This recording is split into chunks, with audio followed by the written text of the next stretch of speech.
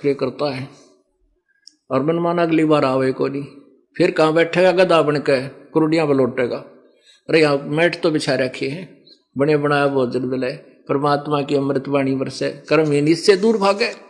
तो कर्महीन इंसान होता है वो पाप कर्मों से ग्रस्त प्राणी होता है। तो ऐसे आपके पुण्य यहां पर रह रहकर बन रहे हैं। एक दिन ऐसा आएगा कि आप भूल जाओगे दुख भी कोई हुआ करता है पृथ्वी पे, लेकिन वो आपका सबसे खतरनाक समय होगा जब आप ज्यादा सुखी हो जाओगे। ये सुख परमात्मा से दूर करता है। इसलिए परमात्मा हमें एक शिक्षा देते हैं, सुख के माथे से ला पड़ो जो नाम हृदय से जावे, बलिहारी उस दुख के जो पल पल नाम रटावे। भगवान इसे सुख का आग लगाए जो तेरे तो दूर करे, ऐसा सुख ना दियो मेरे दाता, इतना दुख दिए रखना ताकि तेरी तड़फ बनी रहे। तो इस प्रकार हम संत परमात्मा के चरणों में आकर के अपने पुण्यों का सौदा कर रहे हैं, अपने श्वासों का सौदा कर रहे हैं। आप दुगने तिगने चुगने कर रहे हो, और वो जो परमात्मा के शरण में नहीं आए हैं या गलत जगह साधना भी कर रहे हैं, वो अपने जीवन की मूल पूंजी को नष्ट कर रहे हैं। क्या बताते हैं,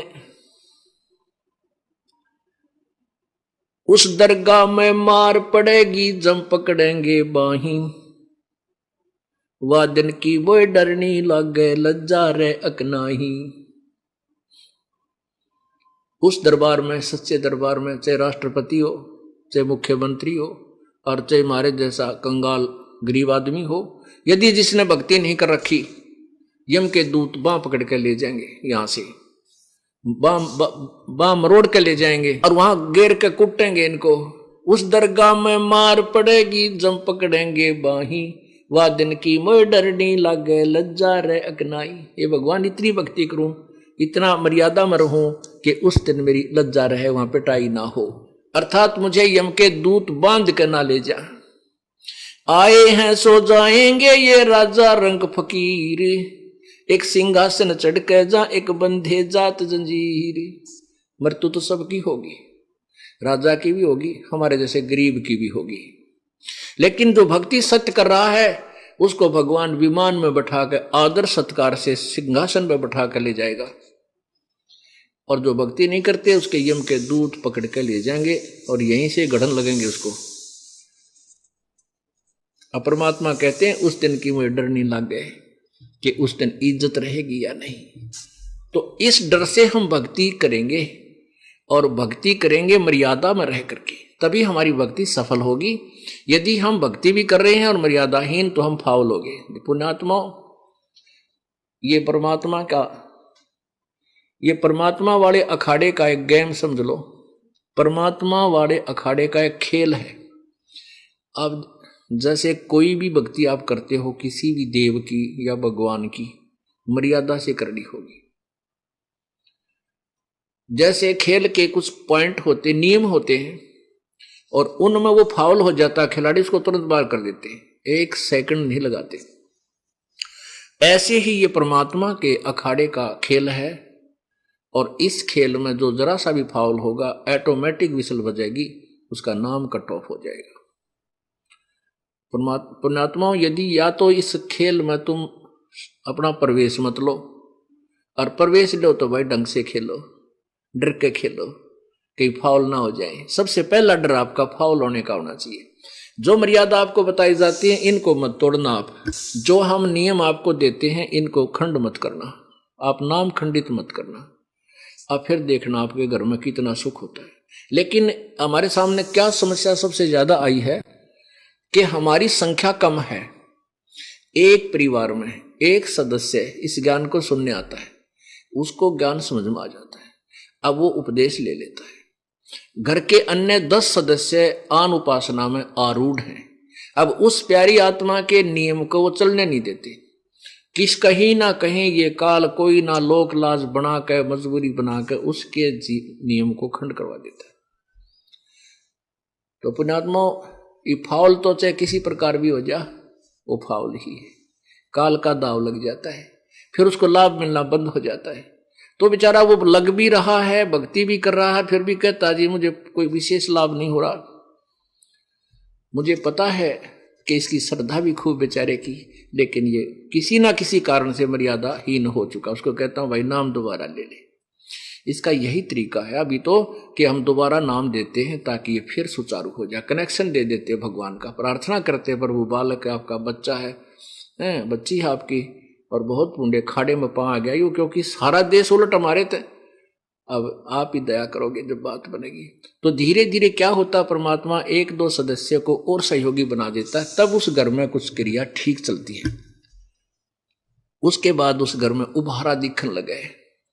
यदि आप सत्कर्म मानना, आज नाम ले लो, आपको किसी प्रकार की आपत्ति हो, घर में संकट हो या आपका किसी प्रकार का रोग हो, जब ना तुरंत ठीक हो जाए तो मैं संताई छोड़ दूंगा। लेकिन हम गलतियां इतनी कर देते हैं, ना चाहते हुए हो जाती हैं, क्योंकि मैं इस परमात्मा से बहुत परिचित हूं। सन 1988 से इस दास इसकी शरण में आया था। उस दिन के बाद जो मेरे साथ इन्होंने चमत्कार किए, मैं सोच भी नहीं सकता था। तो आपके साथ क्यों नहीं करेगा? वही भगवान, वही पावर। कहते हैं सतगुरु के दरबार में कमी का एक ही ना, और हंसा मौज नहीं पावता तेरी चूक चाकरी में। इस सच्चे दरबार में किसी वस्तु की कमी नहीं रहेगी। और तुझे परमात्मा आपके ऊपर मौज नहीं बख्श पा रहे हैं, तेरी कोई सेवा में कमी है, तेरी चाकरी में कमी है, तेरी कोई मर्यादा में त्रुटि है। अब ये जो नियम आपको फार्म के पीछे लिखकर दिए हैं, इनको जरूर पढ़ा करो। शुरू में दूसरा नाम लेने से पहले तो कई बार पढ़ा करो इस पीछे क्या लिख रखा है। आप या ना पढ़ सकते, किसी बालक तो पढ़वा ले। और इसकी विस्तृत जानकारी हमने भक्ति सौदागर को संदेश प्रथम भाग में प्रारंभ में लिखी हुई है, ताकि आप इस नियम से पूर्ण परिचित रहो और मार ना खाओ।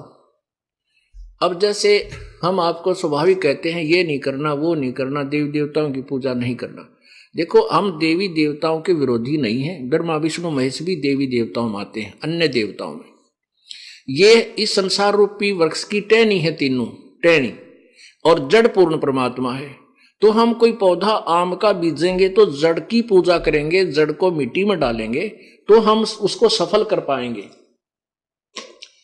हम ठीक प्रयत्न कर रहे हैं, अन्यथा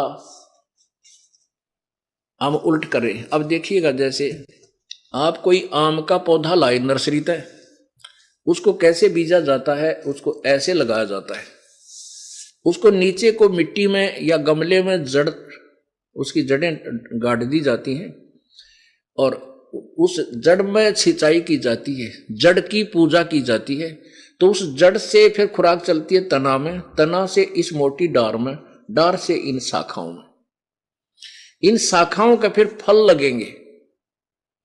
ये देवी देवता है। अक्षर पुरुष एक पेड़ है, ये समझो इसको एक अक्षर पुरुष, ये पूरा बाहर दिखाई देता है, इसको एक पेड़ बोलते हैं। इस पेड़ का जो तना है ये अक्षर पुरुष है, परब्रह्म है। और ये मोटी डार निकली, ये क्षर पुरुष यानी ब्रह्म है। और ब्रह्म के आगे यानी क्षर पुरुष डार के आगे 3 शाखाएं हैं छोटी, ये रजगुण ब्रह्मा, सतगुण रसगुण ब्रह्मा, सतगुण विष्णु, तमगुण शिव जी है। अब हम पूजा करेंगे इस जड़ की यानी पूर्ण परमात्मा कबीर जी की। तो यहां से खुराक चलेगी, हमारा संस्कार बनकर जाएगा परब्रह्म से ब्रह्म, ब्रह्म से ब्रह्मा विष्णु महेश के पास। तो ये हमें न चाहते हुए